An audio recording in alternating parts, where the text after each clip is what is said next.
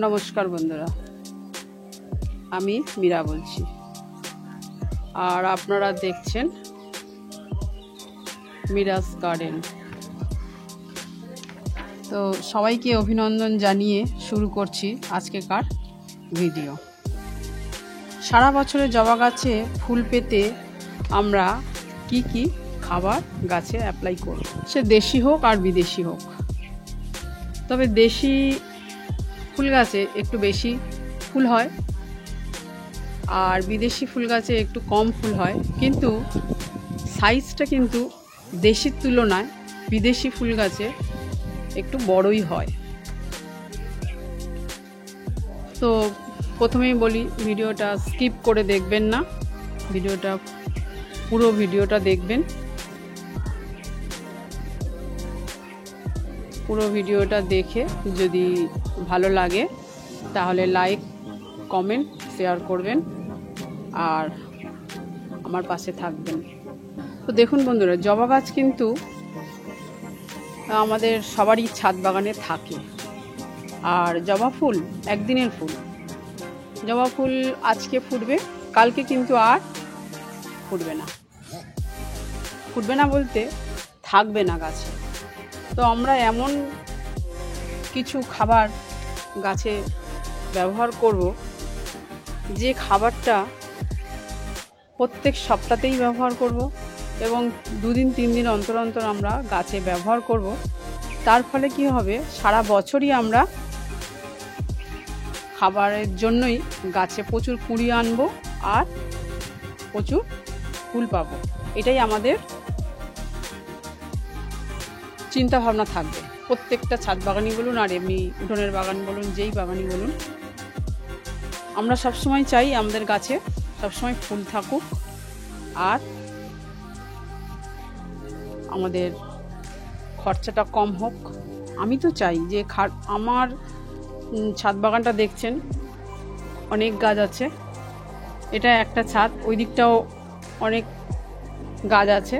তো এই গাছে আমি সবসময় চিন্তা করি যে ঘরোয়া কোনো পদ্ধতিতে গাছে প্রচুর ফুল থাকবে তেমন কিছু ব্যবহার করা। রাসায়নিক সার তো ব্যবহার করি না, প্রথম কথা।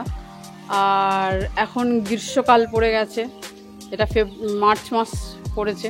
তো মার্চ মাসের আজকে ধরুন এই 25 সাল চলছে।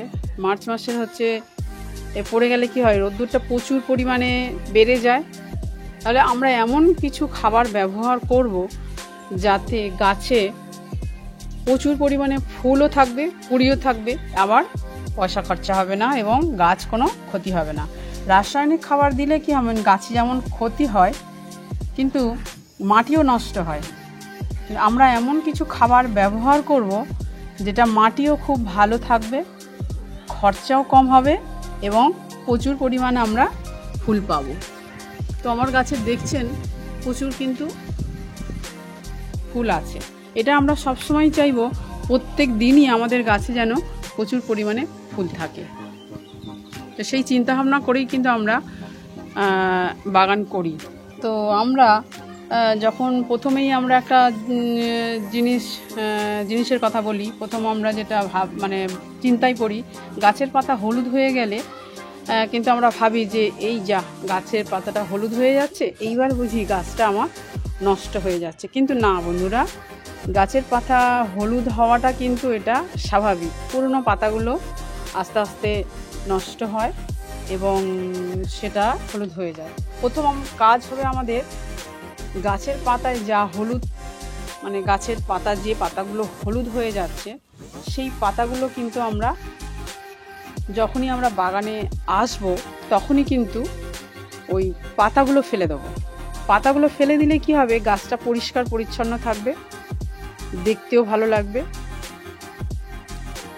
আর একটা হচ্ছে কি যে গাছটা যদি পরিষ্কার থাকে তাহলে কিন্তু ভালোও লাগবে। আর গাছের মধ্যে যদি মাকড়সার জাল, হলুদ পাতা যদি ভর্তি থাকে তাহলে গাছটা কিন্তু এমনিই ভালো থাকবে না। তো তাই আমরা কি করব, প্রথমেই কাজ হবে আমাদের প্লেন জল দিয়ে গাছটাকে সবসময় স্নান করানো, সবসময় বলতে এই গরমকালের সময় তো দুবেলা অতি অবশ্যই, শীতকালে হলে একবার হলেই যথেষ্ট। তো একবার করে স্নান করাবো, আর সকালবেলা আমাদের গাছে যা পাতা হলুদ থাকবে সেই হলুদ পাতাগুলো ফেলে দেব। এটাই হচ্ছে আমাদের প্রত্যেক দিনের কাজ থাকবে। তো আমার বাগান দেখছেন গাছের পাতা হলুদ আছে, খুব কম আছে, এই দেখুন আছে দু একটা।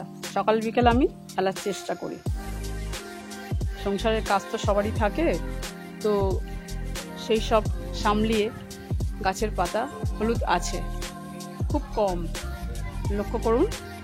তো গাছের পাতাটা আমরা এই দেখুন আছে, কিছু কিছু জায়গাতে অবশ্যই আছে, তো সেটা আমরা চেষ্টা করব গাছের পাতাটা আগে হলুদ হলুদ পাতাগুলো আগে ফেলে দেওয়ার। আর একটা জিনিস বলি, গাছের দেশি যে ফুলগুলো আছে এগুলো কিন্তু, এটা হচ্ছে আমার দেশি ফুল গাছ। দেশি ফুল গাছের মধ্যে কিন্তু যত্ন কম লাগে, ফুল বেশি হয়। অপরাজিতা ফুলের মধ্যে কোনো যত্ন নেই, শুধু প্লেন জল দিলেও কিন্তু গাছে ফুল ভরে থাকে। বিদেশি ফুল গাছ যেমন এই ধরুন বিদেশি ফুল গাছ এগুলো, এই ফুল গাছগুলোই কিন্তু একটু যত্ন বেশি লাগে। দেখছেন কয়টুকুনি গাছে কত বড় ফুল ফুটেছে, কত বড় বড় ফুল ফুটেছে। একটুখানি গাছে কত ফুল, বড় বড় ফুল ফুটেছে, এটাও কত বড়। তো এটা দেশি গাছ, কতটুকু ফুল ফুটেছে দেখুন। এক একটা গাছের এক একটা ফুলের সাইজ। এই ফুলটাও দেখুন কত বড়, ওই একটা ফুল আছে অনেক বড়। তো এক একটা ফুলের সাইজ এক এক রকমের। এই একটা ফুলের কত বড় বড় ফুল, কিন্তু দেশি গাছগুলোর কিন্তু ফুলের পরিমাণটা অনেক বেশি হয় আর ফুলের সাইজটা ছোট হয়। আর বিদেশি ফুলগুলোর সাইজটা বড় হয়, পরিমাণে কিন্তু কম হয়। তো যাই হোক, এবার আমরা এই ঘরোয়া চিন্তা ভাবনা করবো, ঘরোয়া পদ্ধতিতে আমাদের ঘরের ফেলে দেওয়া জিনিস দিয়ে আমরা গাছকে কিভাবে পরিচর্যা করব। তো আমরা কি কি দিতে পারি, ঘরের যেগুলো ফেলে দিই আমরা, সেগুলো দিয়ে আমরা কি দিয়ে আমরা গাছগুলোকে ফুল আনতে পারি। রাসায়নিক ব্যবহার করলে যেমন পয়সা যাবে, তেমন একটা গাছ মরে যাওয়ার একটা ভয় থাকে, কিন্তু ঘরোয়া জিনিস দিয়ে যদি আমরা গাছ করি তাহলে কিন্তু সেই ভয়টা থাকবে না। আর গাছে কিন্তু আমরা প্রচুর পরিমাণে ফুল পাবো। এই গাছটা দেখুন, দত্তপ্রিয়া এর নাম। এই গাছটা দেখুন কি প্রচুর পরিমাণে ফুল হয়েছে। এটা সারা সিজনই এই ফুলটা হয়। গাছটাও দেখছেন কত বড় হয়েছে।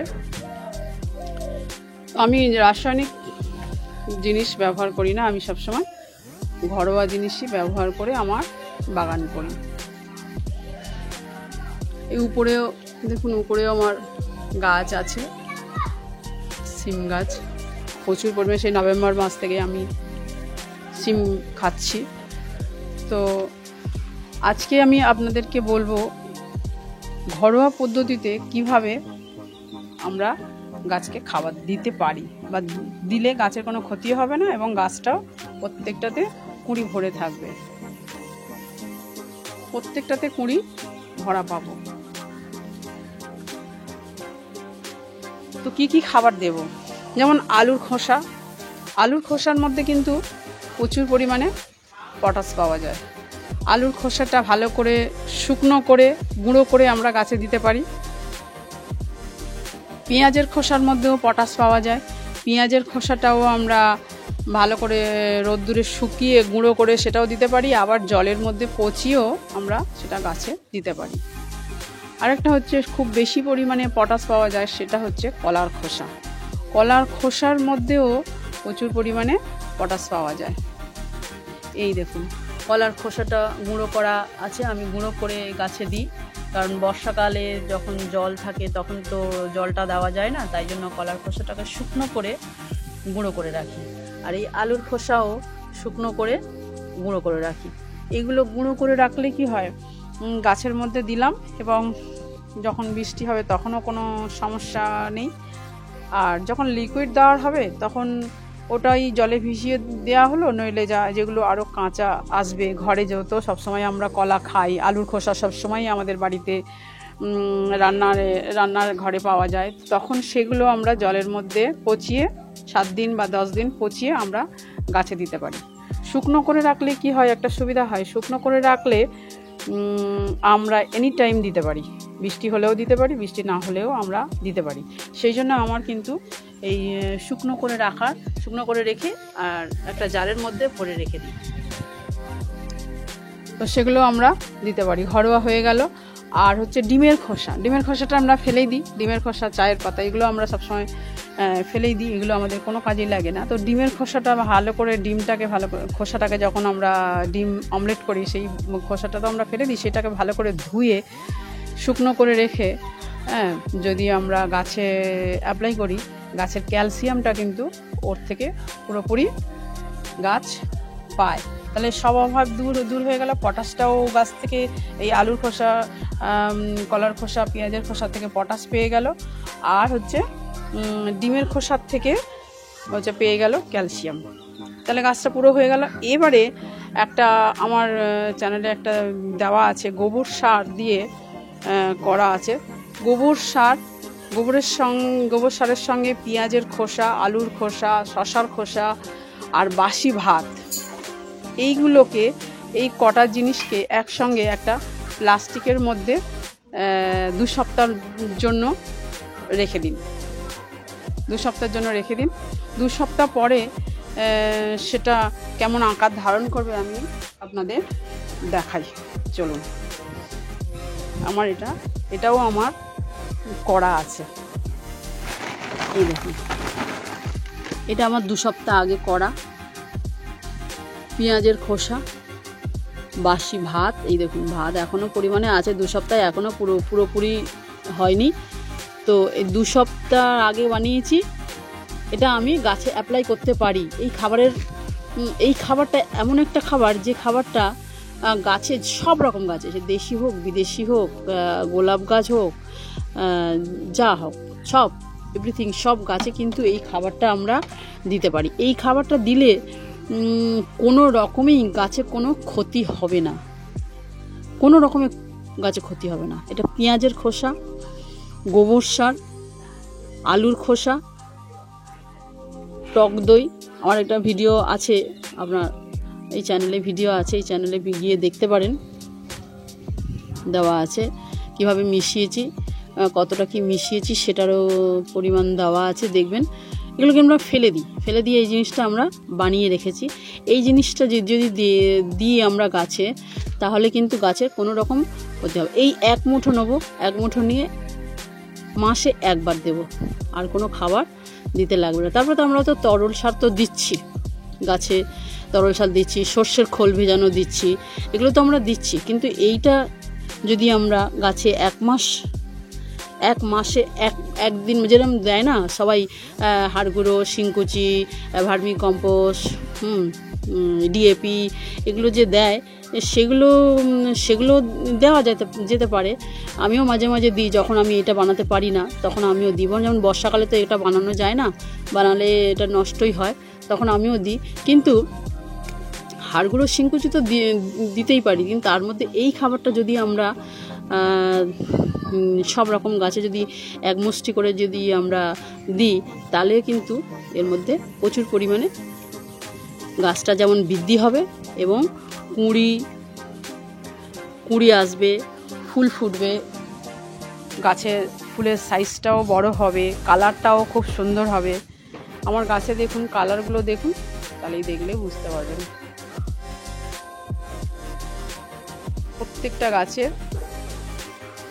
প্রত্যেকটা গাছের ভিন্ন রকম ফুলের ভিন্ন রকম কালারটা খুব ভালো থাকে। তো এইভাবে যদি আমরা ঘরোয়া জিনিস দিয়ে যদি আমরা গাছ করি, তাহলে আমাদের খরচাটাও কম হয়, আর কি গাছে ফুলের পরিমাণটাও অনেক বেশি পাওয়া যায়। গাছ মরে যাওয়ার কোনো ভয় থাকে না। তো আজ এই পর্যন্ত। যদি ভিডিওটা ভালো লেগে থাকে তাহলে আমার পাশে থাকবেন। নমস্কার।